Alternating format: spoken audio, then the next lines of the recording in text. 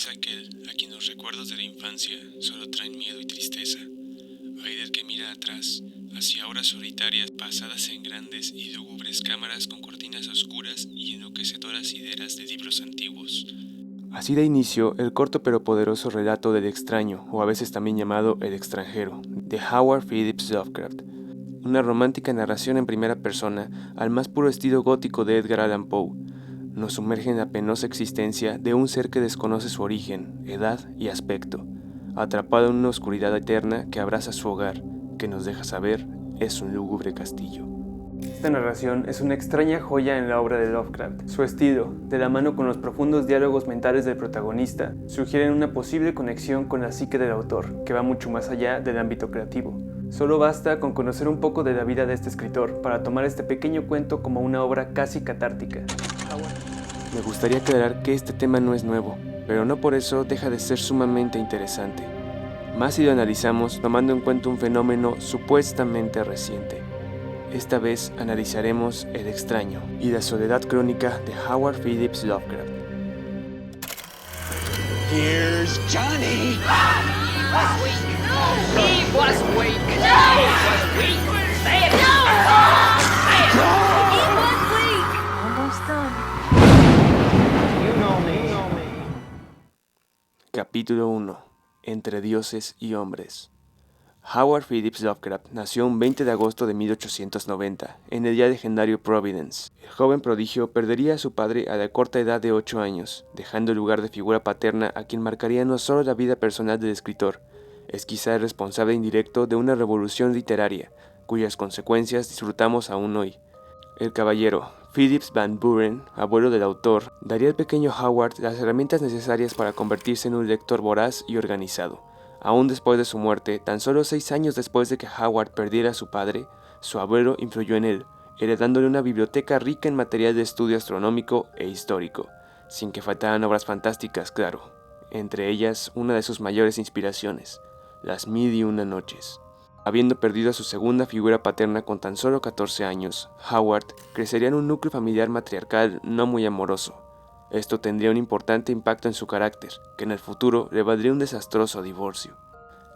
Con fuertes influencias de novela gótica y algo de género policíaco, a sus escasos 15 años escribiría su primer cuento, o por lo menos el primer trabajo serio, La bestia en la cueva. La creación de literatura de género correspondía a sus tiempos libres, siendo esto más un apasionante hobby que una fuente real de ingresos. Aún así, sus escritos le valieron algunos admiradores y estrechas amistades, mismas con las que interactuaba casi exclusivamente de forma postal. La muerte de su madre en 1921 marcaría un punto oscuro en su vida, pues la situación económica de la pequeña familia se vio terriblemente afectada. Esto llevó a Howard, ya con 31 años, a dedicar su talento a escribir críticas, hacer revisiones e incluso ser un ghostwriter. Fue en esta etapa de su vida cuando contrajo matrimonio con Sonia Green, una joven judía con la que vivió en Brooklyn de 1924 hasta 1926, cuando tomaron la decisión de divorciarse, esto por la presión de la economía y el carácter complicado del autor. Un año más tarde, sin más opciones, Lovecraft regresaría a su natal Providence, con sus tías Clark y Annie Phillips Cromwell.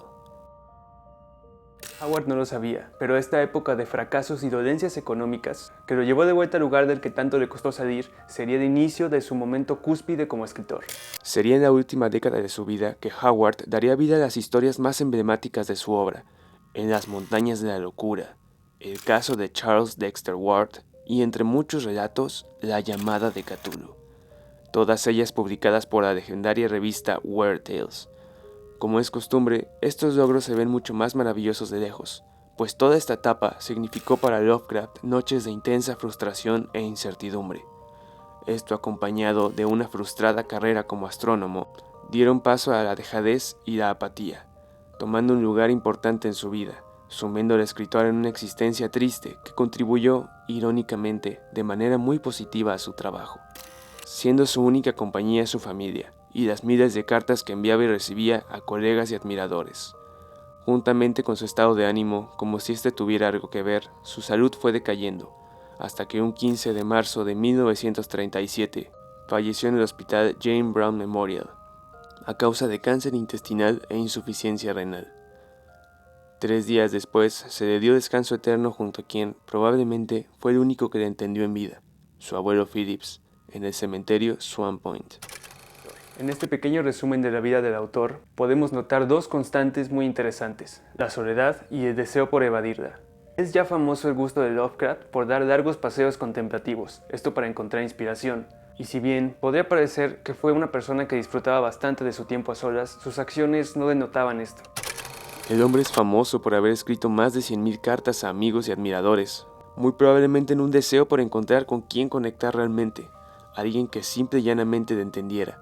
Sin duda hubo más de un colega o fan que compartía sus peculiares pensamientos y pasiones, pero una carta no puede reemplazar la convivencia humana, como no lo haría un mensaje hoy día. El término de un matrimonio nunca es sencillo, mucho menos si no es en los mejores términos. Agreguemos su regreso a Providence, donde se dedicaría solo a escribir y vivir enteramente en su mundo.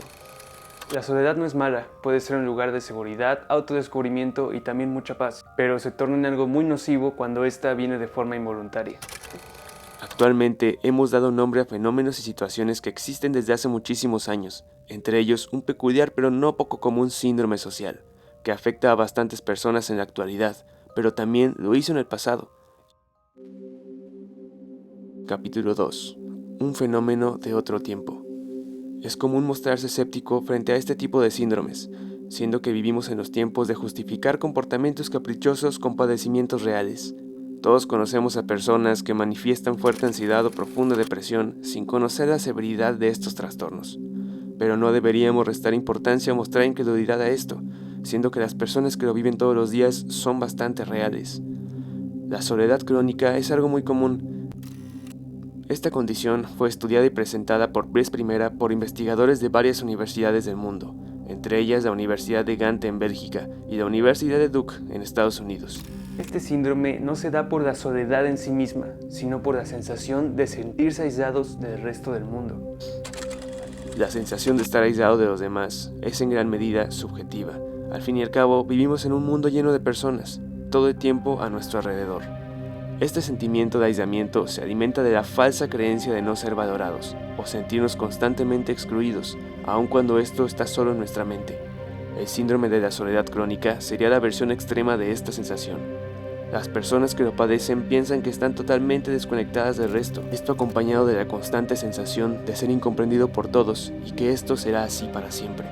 Como casi todos los padecimientos mentales o sociales, se alimenta a sí mismo, se convierte en un círculo infinito en el que la persona por miedo al rechazo o falta de aceptación se aísla y evita las situaciones que lo obliguen a socializar. Esto alimenta la creencia de estar solos y comienza el ciclo de nuevo. Esto, acompañado de autocrítica severa y la constante frustración por sentirse incapacitados para conectar o inferiores para ser dignos de conexión real. A esto último se le conoce como sesgo de confirmación.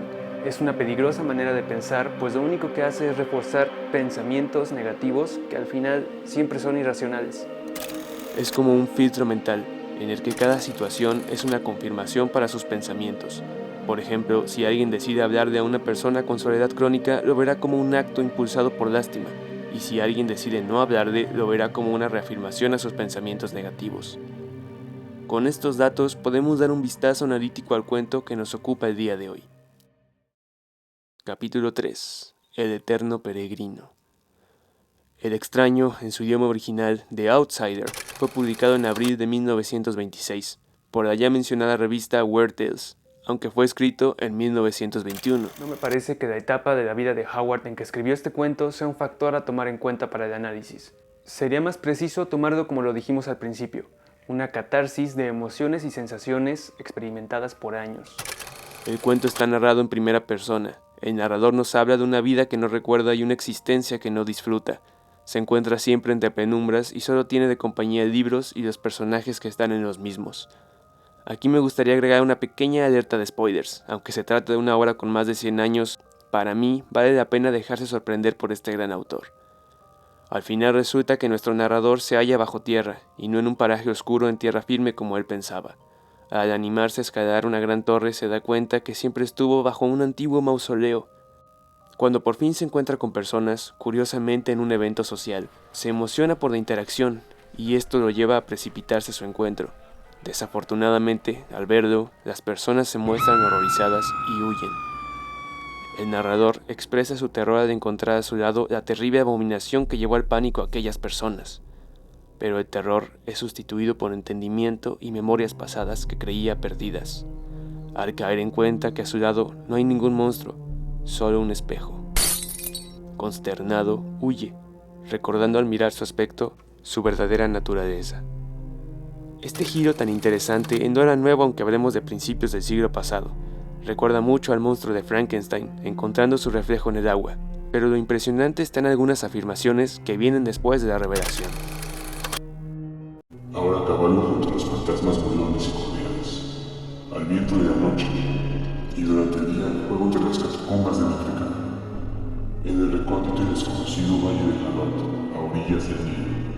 Sé que la luz no es para mí, salvo la luz de la luna sobre las tumbas de la roca de nieve, como tampoco es para mí el río, salvo las denominadas pistas de Aristóteles bajo la gran pirámide. Y sin embargo, en mi nueva y salvaje libertad, agradezco casi la amargura de la niñez, pues aunque el olvido me ha dado la calma, no por eso ignoro que soy un extranjero, un extraño a este siglo y a todos los que aún son hombres. Es interesante notar que el narrador hace referencias a la obra de Lovecraft, casi como afirmando que su único lugar en el mundo se encuentra en sus imaginaciones, y la única compañía siempre en la penumbra. El extraño, sea o no el producto de un proceso catártico, podría ser una interesante narración metafórica de la soledad crónica. Desde el oscuro y lúgubre castillo en el que se halla el narrador, hasta la reacción del mundo al verde. Es triste leer la resignación del narrador a una vida sin alegría, la condena de una existencia aislada del resto. Es fácil caer en este pensamiento, más si lo que te gusta o apasiona no se comparte fácil con cualquier persona. Aún con sus dificultades, Lovecraft encontró valiosas amistades, aunque fuera exclusivamente de contacto postal. Fueron tan estrechas y reales que fueron sus amigos y colegas los que darían el valor y visibilidad merecidas a sus historias, publicándolas de forma póstuma bajo la editorial Arkham House. Si crees que puedes estar en una situación similar, recuerda, este es un hoyo que cavamos nosotros mismos. La mejor manera de salir es igual, sal de tu zona de confort y recuerda que nadie es perfecto. No es necesario conectar al 100% con alguien, a veces la intención de alguien de conectar contigo es mucho más valiosa y honesta. Y si quieres a alguien para hablar de Lovecraft, pues siempre puedes escribirme. Para mí es un placer discutir de este maravilloso autor y su fascinante vida y obra. Gracias por quedarte hasta el final, en la descripción están todas mis redes. Agradecería inmensamente que te suscribieras, así apoyas al canal y no te pierdes de ningún nuevo video. Deja tu comentario, porque la retroalimentación es la parte más valiosa de todos estos trabajos. Gracias y hasta el próximo video.